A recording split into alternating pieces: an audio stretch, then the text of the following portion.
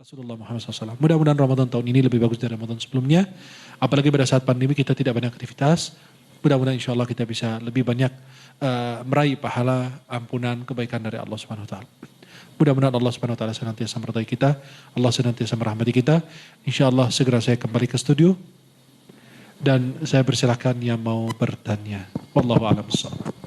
Baik, terima kasih Syekh. Banyak sekali bekal yang sudah diberikan oleh Syekh kepada kita untuk mempersiapkan bulan suci Ramadan.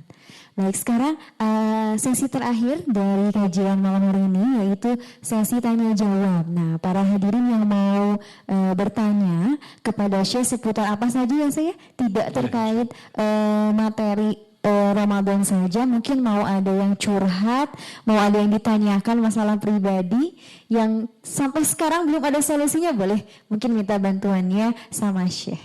Ada mungkin Ibu yang sedang mempersiapkan pertanyaannya dari jauh-jauh hari atau dari tadi, boleh silahkan langsung saja. Oh, Ibu lagi, silahkan.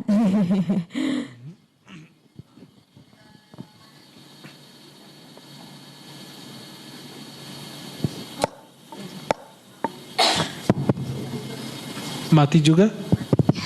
Innalillahi wa inna ilaihi raji'un. Ini aja Ibu, silahkan. Ya, bismillahirrahmanirrahim. Assalamualaikum warahmatullahi wabarakatuh. Waalaikumsalam warahmatullahi wabarakatuh. Ini tadi berkaitan dengan kebiasaan suami istri di mana sebaiknya kita itu makan bersama gitu ya. Nah, kemarin pas kejadian gitu ya. Jadi ini berkaitan dengan corona juga, berkaitan dengan virus yang lainnya. Pas kebetulan kan biasa ya, misalnya lagi sakit, sayang nih minumnya nggak habis, terus saya minum gitu ya. Nah setelah suami saya sembuh, ternyata saya yang kena gitu ya. Oh berarti ini virusnya menularnya lewat mungkin ya air ludah atau apa, nah seperti itu gitu ya. Nah pertanyaan saya adalah seiring dengan berkembangnya terutama misalkan sekarang virus corona gitu ya, apakah ada bagaimana apakah ada cara misalkan dari Rasulullah atau misalkan dari kebiasaan orang Arab atau Timur Tengah, di mana bagaimana kita meminimalisir atau caranya supaya virus itu tidak berkembang gitu ya.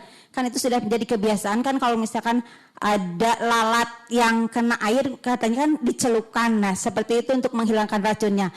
Terus kalau berkaitan dengan virus, apakah ada cara untuk menghilangkan virus itu misalnya dari kebiasaan Rasul atau sahabatnya? Iya. Nah seperti itu satu. Yang pertama, saya jawab dulu yang pertama. Oke, gini, masalah yang berkaitan dengan virus, Nabi SAW mengajarkan kita karantina sebelum diajarkan oleh WHO dan lain. Orang sakit tidak boleh campur dengan orang yang sehat. Orang sehat tidak boleh masuk ke teman orang sakit. Kecuali seperti yang para tenaga medis, itu mereka menggunakan APD dan lain sebagainya, artinya persiapan untuk masuk, untuk mengobati orang. Maka cara dari Nabi dulu, nggak boleh sampai Nabi bilang, onta yang sakit jangan sampai masuk ke yang sehat. Yang sehat jangan masuk ke yang sakit. Gitu. Sampai segitu aja, bukan hanya manusia aja, binatang sekaligus. Karena itu menular, virus itu menular. Kemudian yang kedua, untuk menjaga diri kita. Kemarin saya ada salah satu jamaah kita di Medan. Beliau itu kerja di bank. Dan beliau pas di swab, ternyata beliau positif corona. Akhirnya beliau di karantina. Beliau karantina kan stres. Yang setiap hari kan ke bank aktif. Jadi beliau stres. Banyak orang meninggal itu bukan karena COVID, tapi karena stresnya. Ya, maka menurut saya pribadi kalau ada yang sakit, karena pada saat ini rumah sakit pada penuh, coba cari dokter paru-paru. Saya punya saudara, beliau terkena COVID, tapi kita nggak bawa ke Wisma Atlet. Tapi kita bawa ke dokter paru-paru, itu beliau di Jakarta ya, disuntik sampai 15 kali kalau nggak salah. Hilang, sembuh. Kalau ada gejala disuntik, tapi kalau nggak ada gejala dikasih obat. Karena beliau berusaha menyelamatkan paru-parunya. Karena virus ini langsung nyerang paru-paru. Orang meninggal karena cairan masuk paru-parunya aja. Nggak bisa nafas, sesak nafas dan lain, meninggal. Dan orang banyak yang karena stres doang. Maka stres itu adalah sebab terutama di dunia yang menyebabkan orang meninggal.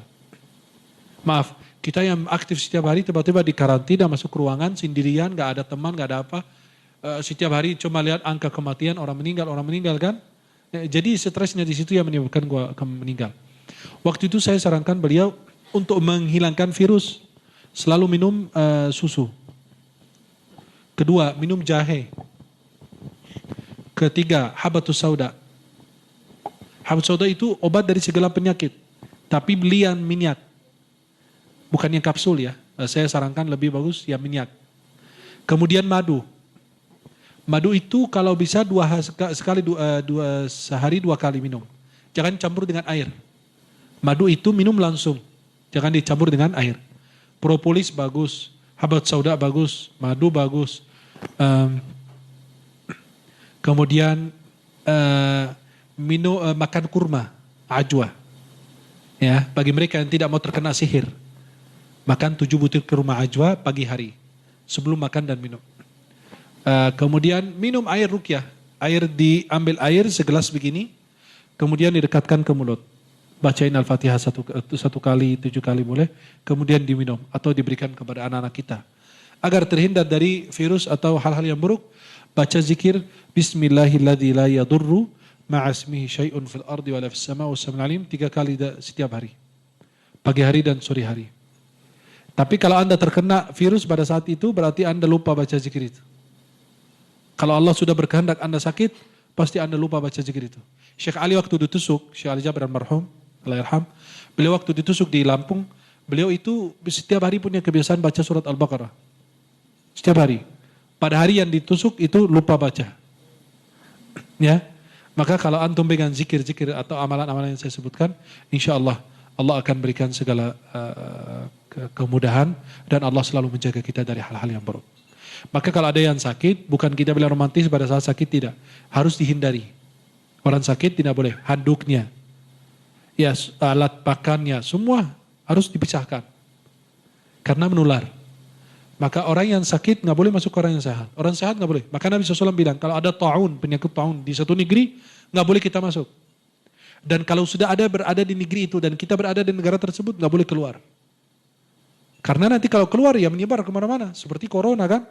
Karena bandara masih buka, orang masuk, bawa lagi, bawa virus. Bagi virus berjamaah di mana-mana. Kayak di bandara. Orang duduk di sebelah saya, di awal-awal pandemi, saya lagi ke Medan, ada konseling, itu beliau pakai masker. Kan pakai masker biar kita batuk, biar apa, di masker kan? Enggak, pas batuk beliau buka masker dulu. Oh, baru tutup lagi. Lah, percuma pakai masker. Itu namanya bagi virus corona berjamaah. Ya. Maka masker itu jangan dilepas. Pada saat kita batuk-batuk di maskernya nggak masalah kok. Oh tapi nanti kotor, nggak apa-apa kan? Ya biar nggak kemana-mana. Karena ada orang yang sakit tanpa gejala. Yang gejala itu kan kelihatan, tapi yang tanpa gejala itu lebih banyak. Maka kalau di swab secara luas masyarakat kita di Indonesia, itu pasti yang kena banyak banget. Sampai emak-emak takut di swab. Kenapa? Biar aja saya nggak tahu saya lagi sakit gitu. Kalau udah tahu saya sakit malah stres katanya. Ya, wallahu a'lam bishawab. Pertanyaan kedua.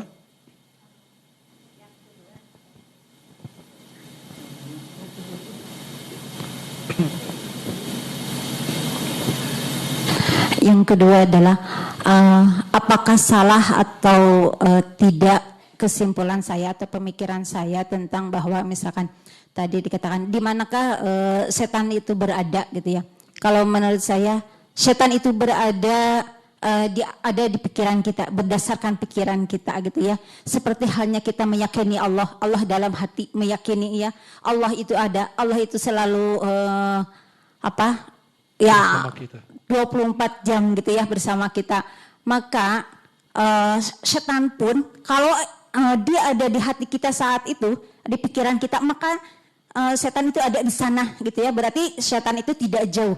Setan itu ada di dalam diri kita, ada dalam pemikiran kita. Misalkan ketika menghadapi bulan Ramadan, kalau misalkan walaupun di luar masjid itu tidak ada yang jualan makanan atau di pasar tidak ada jualan makanan, tetapi di pikiran kita adanya makanan, adanya hiburan, maka setan itu adalah adanya di sini. Menurut Syekh, apakah benar atau salah pemikiran saya? Betul. Terima kasih. Sangat betul sekali. Dan setan itu ada di aliran darah kita. maka kita persempit jalan syaitan dengan puasa. Ya, kata Nabi SAW, syaitan itu berada di aliran darah kalian, maka dia persempit dengan apa? Puasa. Maka pada saat puasa ya kita berkurang untuk marah, untuk umusil apa segala macam. Karena kita tidak ada makan, tidak ada minum. Ya, maka betul apa yang Ibu pahami itu insya Allah betul. Ya, bahwa syaitan itu apa yang kita bayangin syaitan itu ada ya ada gitu. Hadir langsung. Nah, itulah yang kita harus pahami juga. Ya, wallahu a'lam bishawab. Baik, terima kasih Syekh. Silahkan dilanjutkan Bapak. Pertanyaan berikutnya. Siap. Assalamualaikum warahmatullahi wabarakatuh. Waalaikumsalam warahmatullahi wabarakatuh. Berkaitan dengan zikir, mengenai zikir harian dari Imam Al-Ghazali, Nah, bahwa tiap harinya berbeda, tapi masing-masing 1000 kali. Nah, masalahnya adalah mencoba 1000 kali itu kadang-kadang bisa 50 menit. Tergantung bacaannya. Kadang-kadang ada yang 24 menit 1000 kali itu. Nah, apakah bisa disambung misalnya 500 gitu? Nah, itu. Iya. Dalam sehari itu, kalau kita sholawat 1000 kali, nggak harus di waktu yang sama. Memang lebih bagus di waktu yang sama. Tapi kalau dibagi-bagi, dicicil gitu seharian, nggak apa-apa. Seperti kalau kita baca surat Al-Kahfi malam Jumat, nggak harus habis semua sekaligus. Lebih bagus habis malam Jumat ya. Tapi ada yang nyicil malam Jumat dikit, besoknya dilanjut. Boleh. Yang penting baca surat Al-Kahfi itu mulai dari hari Kamis maghrib hari Kamis, sampai maghrib hari Jumat. Itu hari. Kalau hitungan hijriyah nih ya. Maka dari maghrib boleh kita mulai dikit. Kan surat Al-Kahfi itu 110 ayat. Ada yang nyicil 50 ayat. Kemudian besoknya 60 ayat dilanjut. Ya silahkan gak ada masalah. Maka biasa kita gini, kalau ada zikir-zikir dari ulama, ada yang sampai 4.444 kali. Itu gak harus satu hari, berhari-hari boleh. Pas selesai, baru kita berdoa daripada zikir tersebut. Maka insya Allah boleh nyicil dalam seharian, boleh baca contoh berapa kali, dibagi-bagi, itu gak masalah insya Allah. Biar meringankan, apalagi kan kondisi kita pada saat ini berbeda dengan mereka dulu. Kondisi pada saat ini kan berbeda, sangat jauh berbeda. Maka boleh dibagi-bagi dalam sehari untuk baca zikir tersebut. Wallahu a'lam bishawab. Baik, terima kasih. Semoga terjawab ya Pak ya pertanyaannya. Baik, karena terbatas oleh waktu, maka pertanyaan kita batasi hanya 5 saja ya. Tadi sudah 3, berarti ada sisa 2 lagi. Silakan yang ingin bertanya. Ada lagi?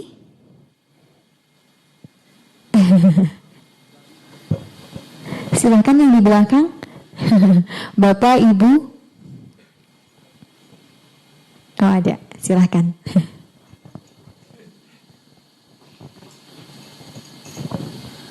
Assalamualaikum warahmatullahi wabarakatuh.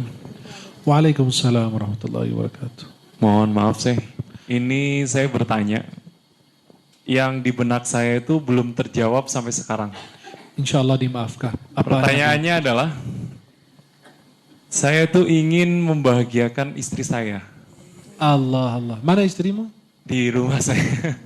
Oh pantesan, kirain ada.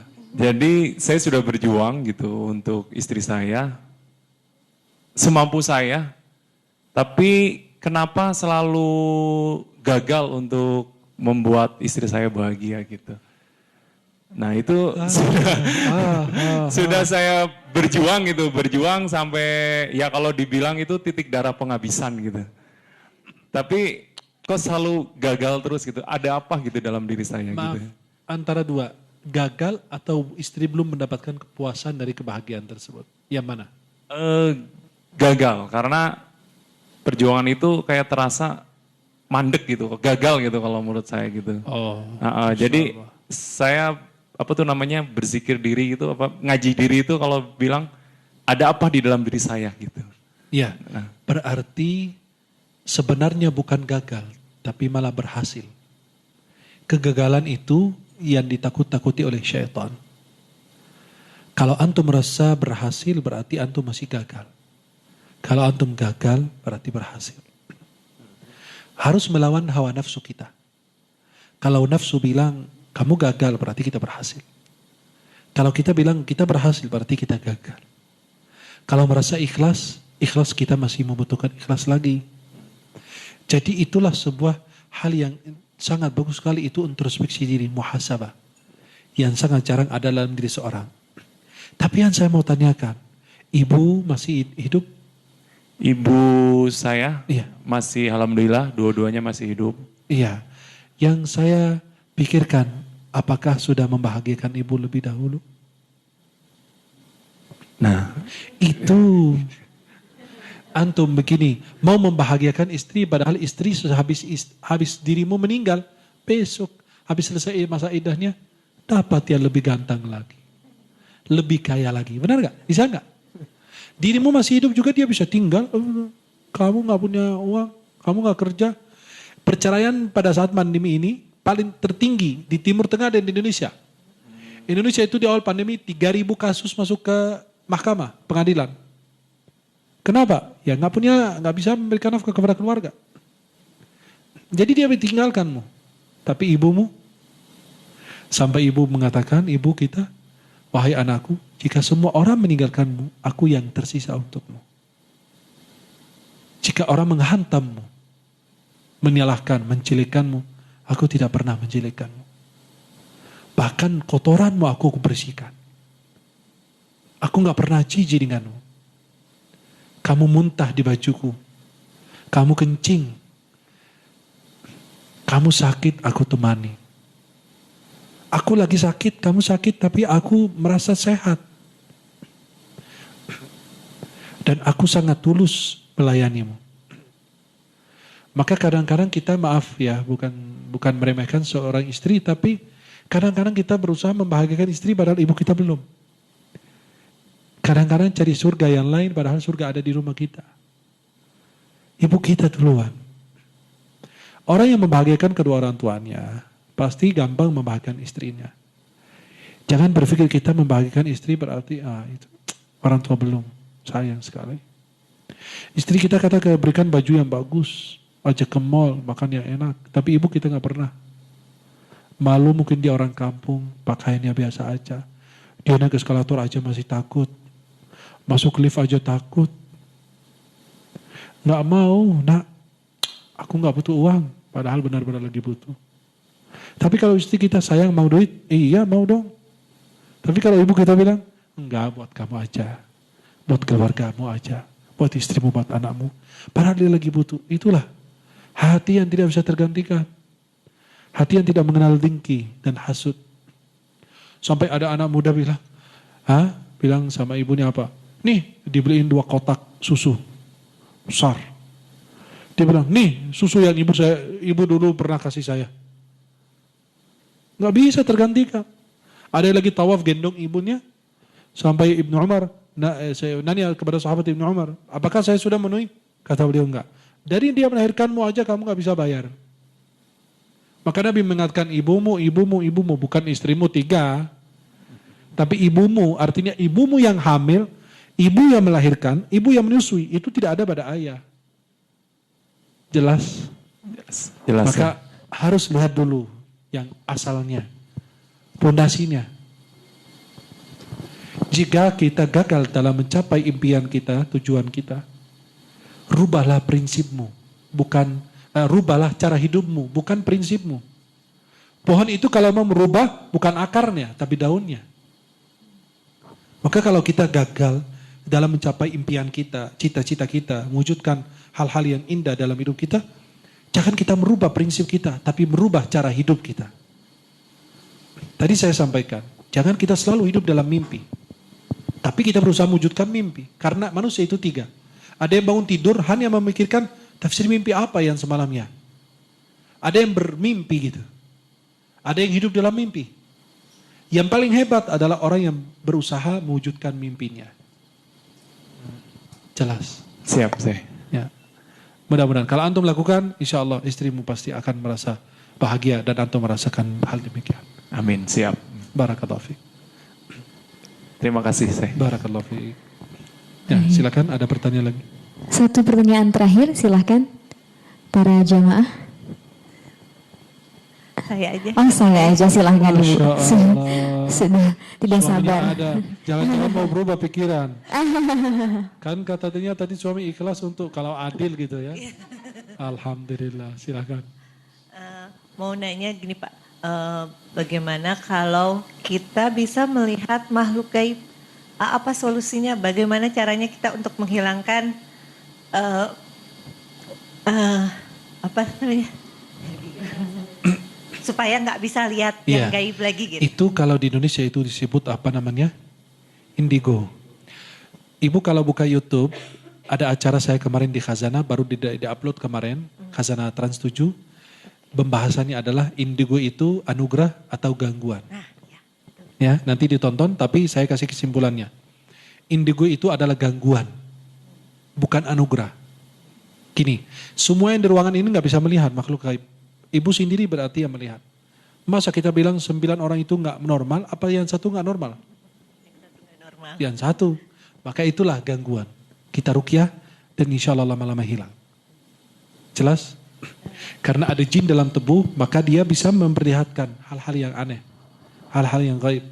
Ya, maka itu gangguan bukan anugerah. Harus segera diruqyah. Orang-orang yang merasakan hal demikian harus segera diruqyah. Kalau sudah diruqyah, insya Allah pasti akan hilang.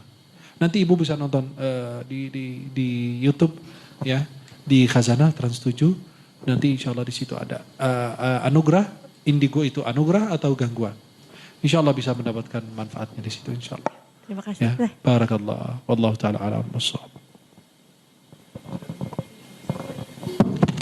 Baik, terima kasih Syekh untuk jawaban atas pertanyaan-pertanyaan yang sudah diajukan oleh para jamaah. Baik, tidak terasa waktu begitu cepat berlalu ya. Coba masih ada suaranya, halo. Assalamualaikum. Coba sekali lagi, assalamualaikum. Assalamualaikum. Halo. Masih hidup? Langsung mereka hidup. Baik, dengan tadi ditutup oleh pertanyaan terakhir, maka itu adalah penutup